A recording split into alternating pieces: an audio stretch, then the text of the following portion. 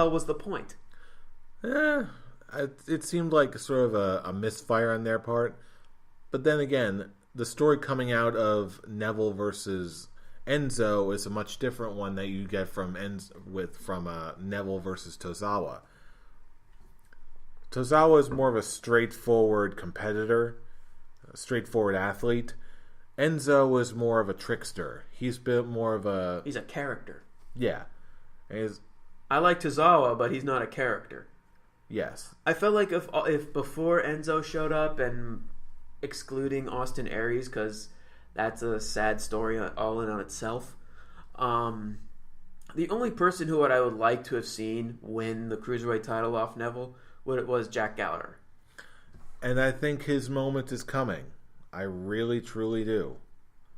It's got to happen eventually, and you know what? I think it's going to be sooner than we all think. I hope you're right on that one. But in the meantime, right now, Enzo's first, and I Enzo, think they've got plenty of opportunities that they can, and plenty of ways that they can capitalize on this. Moving on, we got the continuation of the Bray Wyatt versus Finn Balor feud, and apparently a rematch is set. In Hell in a Cell, no demon allowed. This is honestly, it makes sense, but it's not a gimmick or angle that I anticipated. What'd you think about this one? I'm not a huge fan of it. Really? It's just, how so? Because there's really nothing's being gained by either party.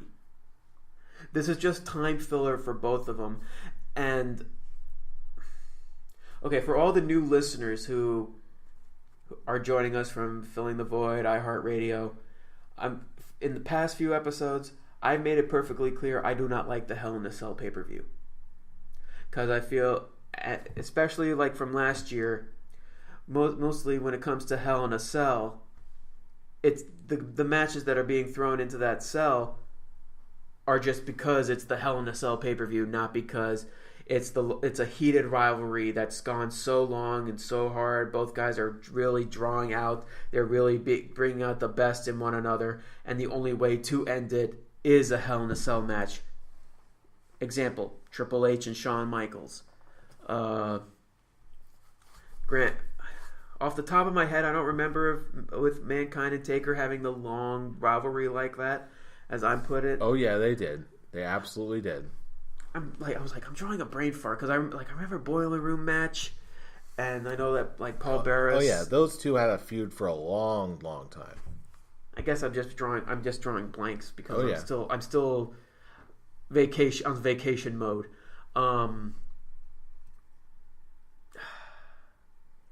Would you say Jericho and Triple H? I don't know. That's.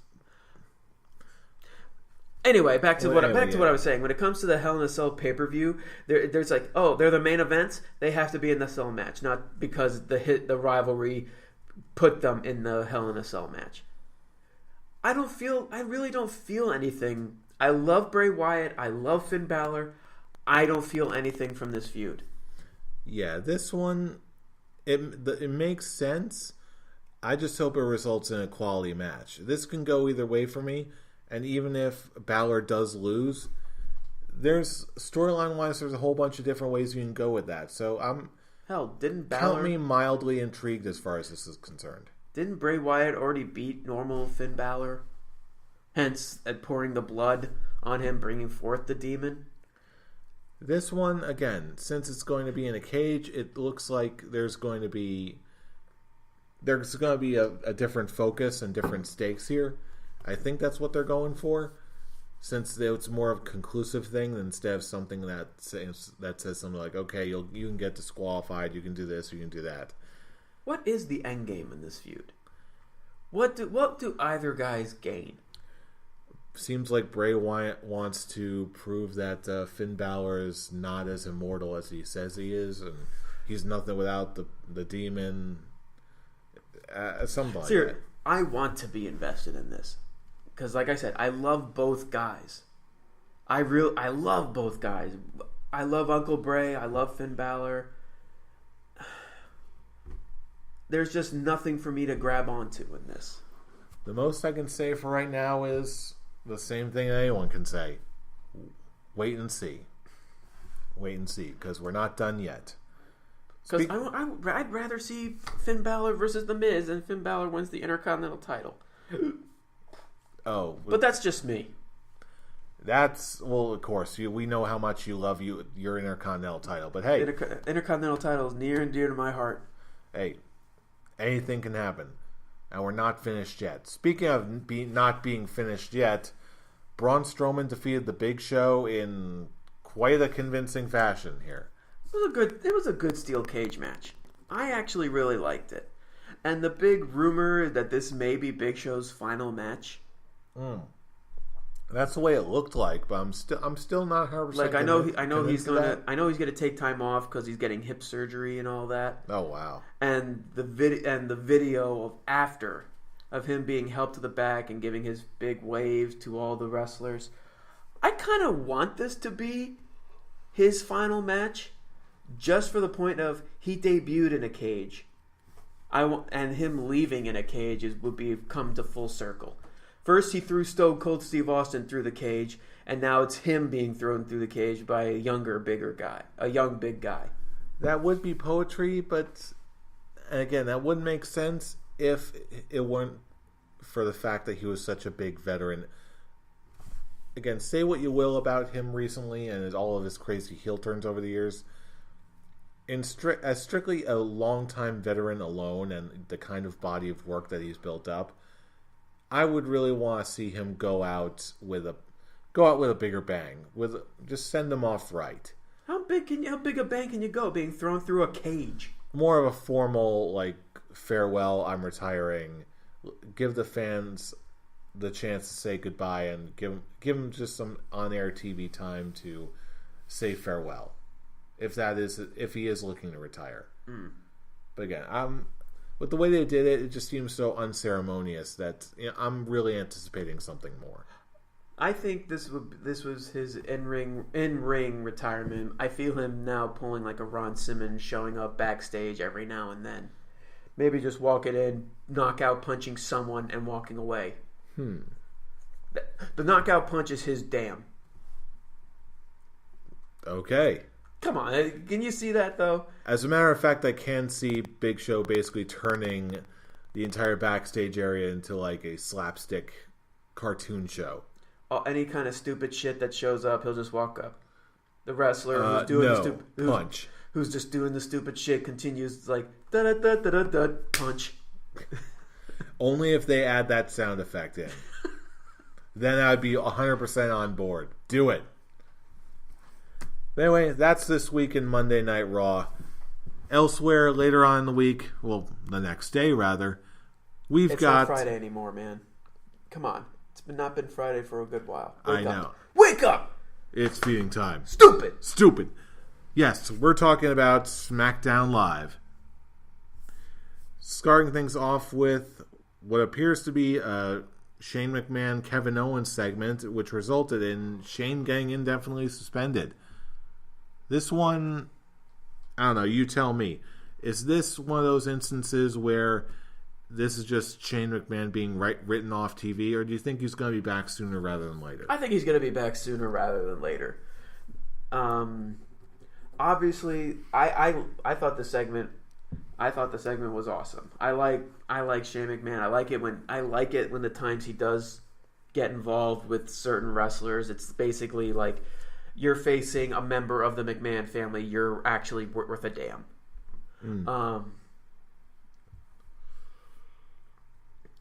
I kind of like that they even brought up the helicopter crash.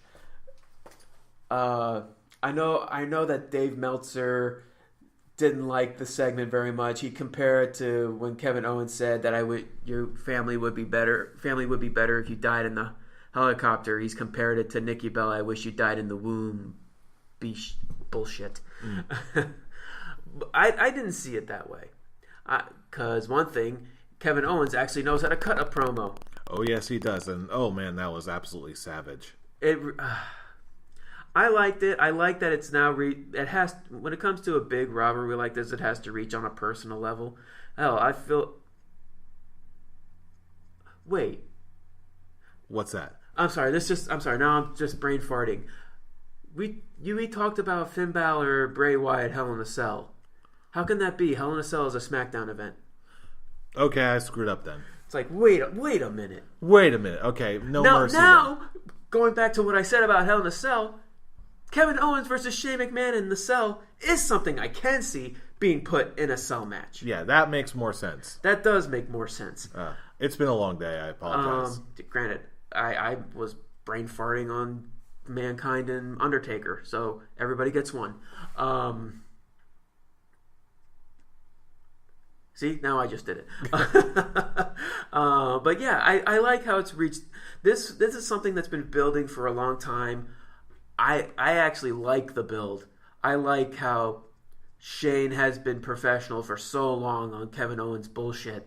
So when he finally reached in and talked about his kids and his father, and I don't know if he brought up Steph. I don't think so. That it reached that boiling point, and I love how serious it got. I love how Shane was telling all the referees, back off, let me take care of this. And then Daniel Bryan's like, what are you doing? What are you doing? What are you doing? And I like the fact that Vince called Daniel Bryan and says that's gonna happen. You're gonna go in the ring, you're gonna suspend him, and I'm gonna come next week to talk about this situation. Obviously, it's maybe like Vince says, I'm the only reason I suspended Shane is because I want to get him out of the authority position just so he can kick your ass for what you said. So I'm going to put you two in hell in a cell. Granted, I'm glad to see Vince McMahon show up on SmackDown, because SmackDown needs kind of that adrenaline boost to show that, yes, SmackDown is relevant. And not stagnant anymore. Exactly. And the only way it can really become that unstagnant 100% is Jinder Mahal losing the WWE World Heavyweight title. But we'll get to that. We'll get to that, exactly. Speaking of not being stagnant or trying not to be, did you see the Dolph Ziggler segment this week? I liked it. Because it's basically Dolph Ziggler cutting out on the bullshit that's been going on with his career for the past couple of years. And it's like, I like this, like, you want me just to be some kind of stupid gimmick? And I like that he came out to John Cena and he was all that goofy. Buy my merchandise with the towel. Let's see, he came out as John Cena, Macho Man. He came out as Macho Man next with some random woman, and then Naomi, and almost blowing out his knee. Which even Naomi herself called that on. It's like, no one can slide like I can. Which, to be fair, she's right. I'm very intrigued on where this is going for Dolph Ziggler, because unlike a certain scholar who's not here to basically trash all over him, I still love Dolph Ziggler. I'm a huge fan of Dolph Ziggler. He's very good at what he does. He really is one of those underrated talents. Or underutilized talents. Hell, both. I hope this leads to something big for him, and it leads to him being pretty much a top star, which he so rightfully deserves. Yeah, with someone like with the talent and clear frustration as that, I really hope this turns into something, and it actually sticks and just isn't another segue into the Intercontinental or U.S. title picture. In that, I got a Scholar's Quick Talk for you. Yes? What is your Scholar's Quick Talk question? When Dolph Ziggler's contract is up, do you see him re-signing the WWE or going somewhere else? That is a very good question, and honestly, I don't know. I know he's been frustrated in the past.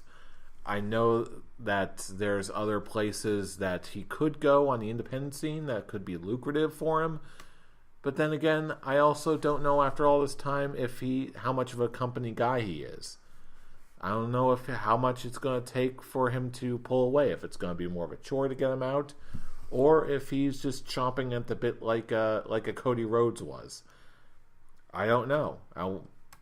That's the long and short of it. I just don't know. Nice. That's all I got to say about that. as much as I don't want to see Dolph Ziggler go,